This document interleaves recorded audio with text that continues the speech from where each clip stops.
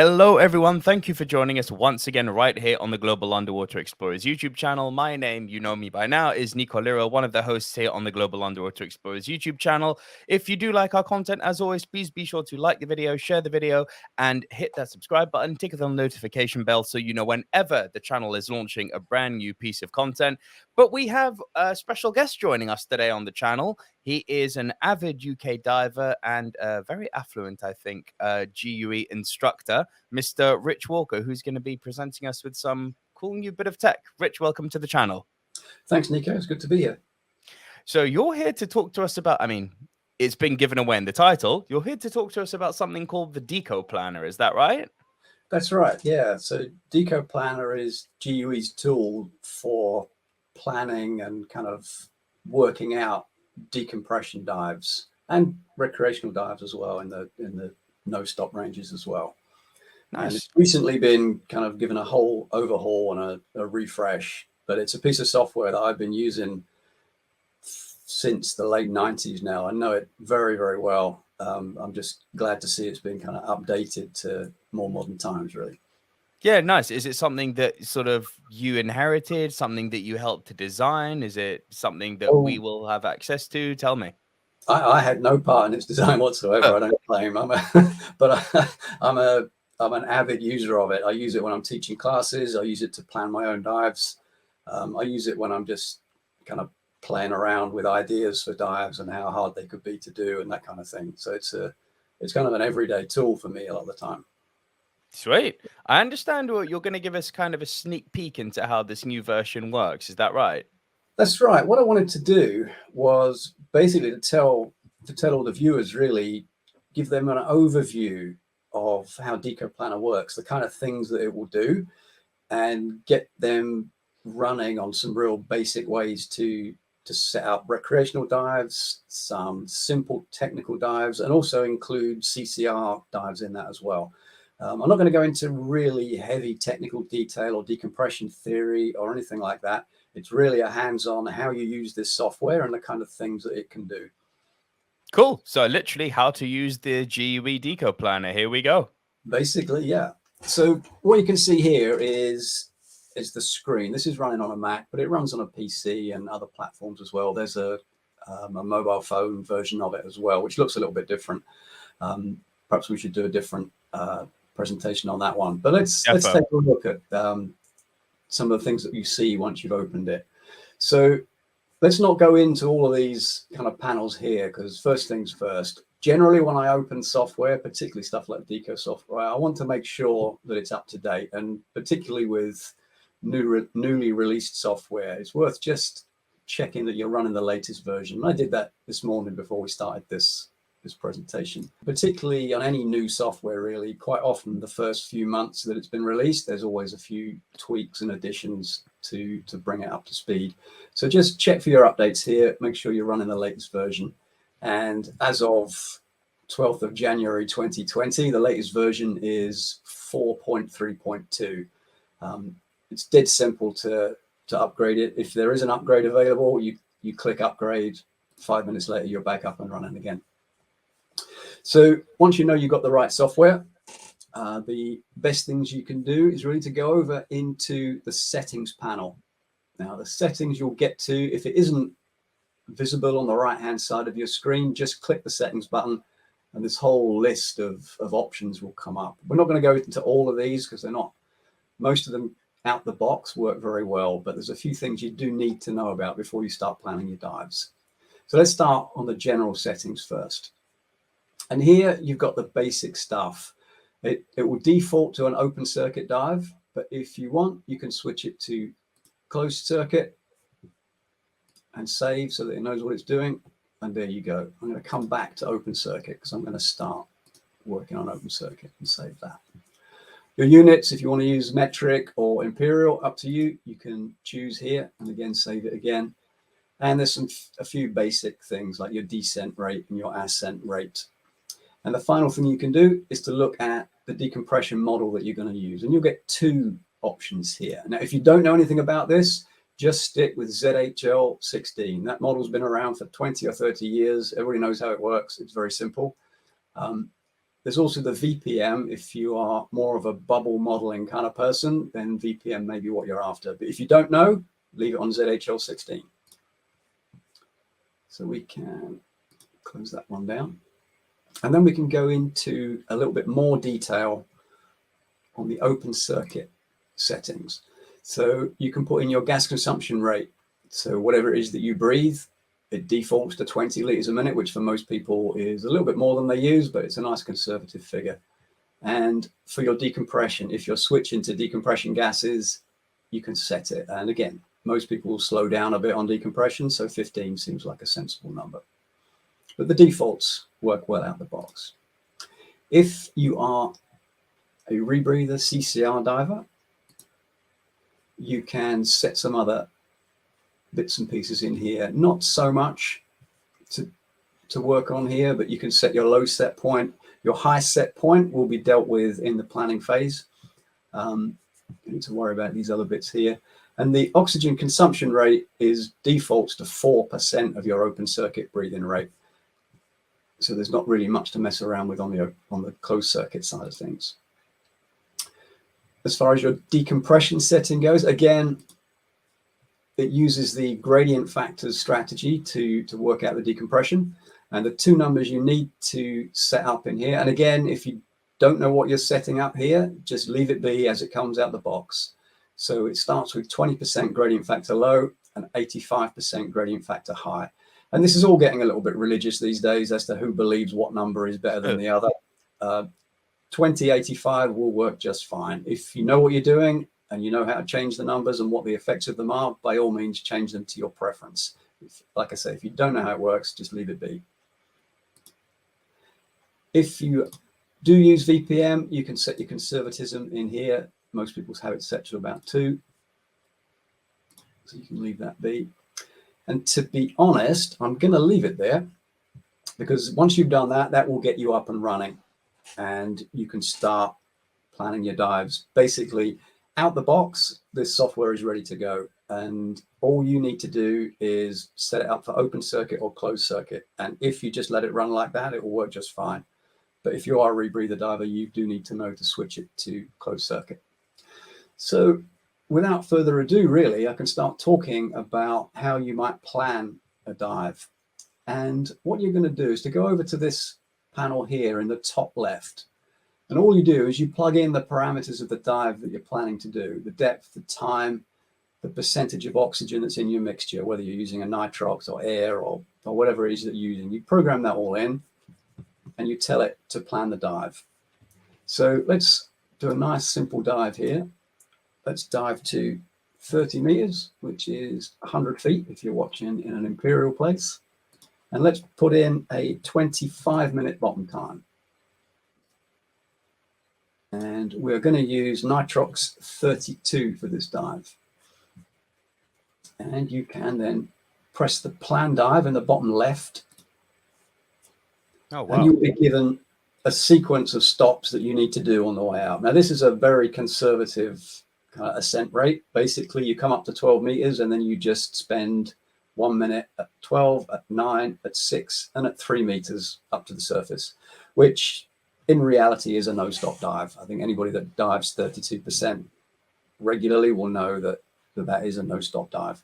So that's all very well. We've got a sequence of numbers that hopefully don't hurt us too much on the way up. So, but most people will then think, well, hang on, what if I stay longer? What if I'm shorter? What if the dive is deeper or shallower? Something more like a table would be useful. And obviously we have a way of doing that. And if you go to the tables button here on the bottom row, if you can see that, okay, you'll get some really nice options for a full set of decompression tables. So what you do is you start at the shallowest you think the dive's ever going to be. So let's say I think this dive will be no shallower than 20 meters deep. And I for sure know that I'm not going to go deeper than 30. And I think that it will be 20, 25, or 30 meters. So I can put my increments in at 5 meter steps. So it will give me a table at 20 meters, at 25 meters, and at 30 meters. And the final thing is I want to work out the span of time over what's the shortest I'm going to dive for and what's the longest I'm likely to dive for. So let's start with a 10-minute bottom time. So that would be, you've got to the bottom and you realize you've forgotten your camera, so you need to go back up and get it. So something for some reason has caused you to cut this dive short, or your dry suit was leaking, or for some reason the wreck wasn't where you thought it was and you've ended up on a sandy bottom. So it's a short dive for some unexpected reason. And then let's go out to, let's say it's a little bit shallower than we thought, and it's a really good dive. So you spend a full 40 minutes on the bottom. And I want to be quite flexible with this table. So let's do it for every 5 minutes, between 10 and 40 minutes. And you can tune this all to be very crude or very, very precise as you wish, really, which is kind of nice. But then you press the Create Tables button. And there you go. Up comes a full set of tables for you. And I've had to ask the writers of the software why it is like this. But you'll notice that the bottom times go from 40 to 35 to 30. So the time is descending from left to right, which is counterintuitive to me, but just be aware of it. We may need to update the software to flip it around, but there may be a very good reason for it, but I couldn't think of what it was. So you got the full bottom times from 10 minutes through to 40 at a range of depths from 20 to 25 and 30 meters. And there you go. You can write these into your wet notes. You could print them out and laminate them. You could take them however you wanted to, really. And if you click the printable button, okay, you will get somewhere, I don't know what window that appeared in, you will get something you can print out on your printer. So that, very simply, is how we plan a recreational open circuit dive. And obviously put in the gas that you're going to use, the time that you're going to spend, the depth you're going to go to. Now, for all the rebreather divers out here, you guys are going to want to know what you do on your rebreather. So remember, we're going to go back to our general settings. And we're going to switch to closed circuit and save your settings. And we're going to come back, and it's a very, very similar process. We're going to set up a 30-meter dive for 25 minutes. And in the third column, it's the PO2, that's the set point. Now, I tend to dive a set point of about 1.2, but you put in whatever it is that you like. And then you dial in your diluent, and I would use something like 2135, but I guess a lot of the viewers would use air as a diluent. So we can leave it set as air. And then what you can do is plan dive, and funnily enough, it's the same thing again. So you get a sequence of numbers, the short pauses that you're going to do up to the surface. And if you wanted to, you could again run a set of tables for that with your range of bottom times and your range of depths, and you'd have a set of tables for your rebreather. And the final thing you can do on that is to plan your bailout. And if you click the bailout button, it basically says what do you have to do if you bail out to, it's pick 30% oxygen here. And there we go. You bail out, and there's your ascent that you need to do. For a recreational rebreather dive, that's a pretty simple process. Almost not quite worth planning, but facility is there. As long as you've got enough gas to get you back to the surface, you're all good. For sure. All right. So let's come back to open circuit and replan the dive. Let me do that. I need to reset that. So let's go back to our 30-meter dive for 25 minutes. Another thing we can do is to work out how much gas we're going to need to do this dive. And in this top right panel here, you have the gas management panel. And basically, it tells us that for a 30-minute bottom time, so 25-minute bottom time at 30 meters, with the associated ascent, that's going to need 2,096 liters of gas. And you just tell it what size cylinders you're using. And I'm going to be doing this dive on double 12-liter cylinders. And there you go. You need 87 bar of gas to complete that dive. Now, that doesn't account for any reserve or any any kind of safety factor. That is simply the amount of gas to complete that bottom time and ascent. If you had to share gas, if you had a mandatory return to the shot line or a cave dive, that number is not the one that you'd use. All right, so this is the bottom line of how much gas that segment of the dive would use. Does that make sense, Nico? I mean, yeah. It seems really, really intuitive to me, this system. It's literally just click, click, click, click, click, done. It's very intuitive, which is kind of why I like it. It's just put the numbers that you're interested in into the box with the label on it, and out comes the result. So that's basically how you plan recreational dives on open circuit or on your rebreather. Now, obviously, this software has far more capability than that, and it can do decompression dives, and it's a very powerful tool for planning a decompression dive. So what I'm going to do now is to use the same tools, really, but go through a simple decompression dive and just show you some of the features and how you basically use all the tools on Deco Planner to get yourself a nice decompression dive. So yeah, so we're on open circuit. We'll stay there for now. And let's do a 45-meter dive, and let's spend 30 minutes there. Now, I'm going to use 21% oxygen and 35% helium for this dive. But I already know that's going to be a decompression dive. So what I'm going to do is to go through into a decompression gas panel here. And basically, they've got decompression gases already set in here. So I'm just going to cycle through. The first one that comes up is oxygen for 6, which is not quite what I want to use for this dive. So I'll keep pressing. And the next one that comes up is from 21 meters up to the surface. It's going to have me on a 50% nitrox. So for me, that dive, that's the way I would do that dive. So let me just plan that dive, same as before. Yep. And off we go.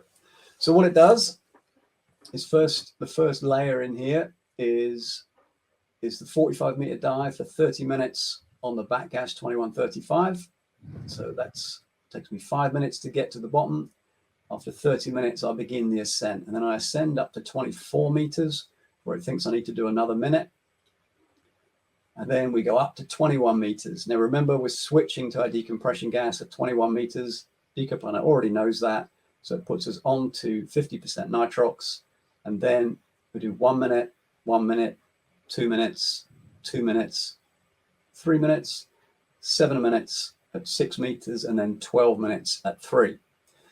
All on 50%. So it calculates all of that for you. Your options, just like they were on the recreational dives, you can run tables on it. So you can do, well, let's see, if the wreck wasn't there and we wanted to come back up again and have another look, we'd have a 10-minute bottom time. If it was going to be a bit shallower at 42 meters or 39, we could put those into the table as well. So we could get this range of possible schedules that we could do. You could also look at what would happen if you lost your decompression gas. So for some reason, the decompression gas had leaked out or the regulator was broken, you can press the no deco gas button and off you go. It basically shows you what you would have to do on your back gas, on your 2135, to get to the surface without that decompression gas. Now, that's a very crude tool. There are actually much better solutions for that in the water, but like I said, this is more about how the software works rather than clever strategies that we can employ in the water to kind of keep ourselves safe and efficient. Over here in the right-hand panel, you're going to see a little bit of information about the decompression in total. So it will tell you for a start that your entire ascent time from the time that you leave the bottom is going to take you 31 minutes. So if you're used to using dive computers and things like that, that's like your time to surface indicator. There's some stuff in here about the ratio between your bottom time and your decompression time. Unless you're trained in this, I wouldn't worry too much about that. And it gives you some more information on the 50% nitrox that you've been breathing. And it tells you there's some interesting stuff in here if you kind of want to geek out about this kind of stuff, about what the average time per stop is. Now, that's useful because you can use it to calculate your gas consumption or gas requirements for that kind of thing. There's also the little blue eyes. There's a little help screen. So every time you see a little blue eye, just hover over it and it will give you some helpful tips on what this panel particularly means. So there's some stuff in there like that. And of course, if you like graphs and things like that, you can show what that dive looks like. So you've got the descent phase, the bottom phase, and then there's the deco curve that you're going to follow up to the surface. Nice. Now, of course, we can switch that out and we can do the same dive on the rebreather. So we can switch it out to closed circuit. Save that. I'm going to reset this plan and I'm going to re-plug in the numbers again. 45 meters for 30 minutes. And my set point that I would choose, you can use whatever you're trained or prefer to use. I'm going to use a 1.2 set point for that.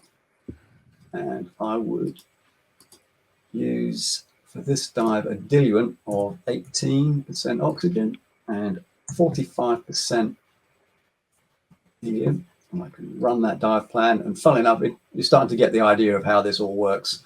You just get this sequence of numbers. If you prefer to use run times, that's in that column in there, same on open circuit. So you get told what your deco is going to be. You can write it down. You can run tables. You can see your dive profile if that's of use to you. And there we go. That's more or less all you need to know to really get you moving with these software. Now, what I would recommend you do with this stuff is just play with it. Yeah. It's really easy to play with. It won't hurt you. This is the wonderful thing. You can do dives on Deco Planner that you might never want to do in real life. You know, it's kind of a cool thing to play with. Yeah. So you can play around. You can learn lots and lots about decompression, the effects of your bottom time on your decompression, the effects of using nitrox over air in recreational ranges, all that kind of thing. So basically, I find it a great experimental platform. If you're teaching, you can use it very easily to show the effects of nitrox over air or VPM over Ballman models or how gradient factors work. And it's also easy to plug the numbers in and get some results out. I find so many different ways to use the software, not just planning my dives. It's kind of a theoretical what-if planner if you wanted to play around with it, isn't it? Yeah. It is absolutely that. Yeah. Yeah. No. I think it's a really cool toy. I really like it. I really, really, really like it. But question is then, on behalf of the audience, where would people get a hold of this Deco Planner? And is the latest version out? Is there a cost involved? Stuff like that we'd need to know. Go to the GUE website, www.gue.com. If you're a member on there, you can sign in and there'll be a shopping cart. If you're not a member, you'll be able to find, you can still buy the software. If you are a member of GUE, you may be discounted depending on the level of membership that you have. It's all out. The fresh version is out. You can download it, and it works on PC, works on Mac, and there are phone versions as well. iOS and Android? I believe so, yes. Very good. Cool. So, yeah, head on over to our website, guys, www.gue.com. Rich, that was awesome. Really, really appreciate your time coming on and showing us that. So, Nico, it's my pleasure. It was awesome having you here.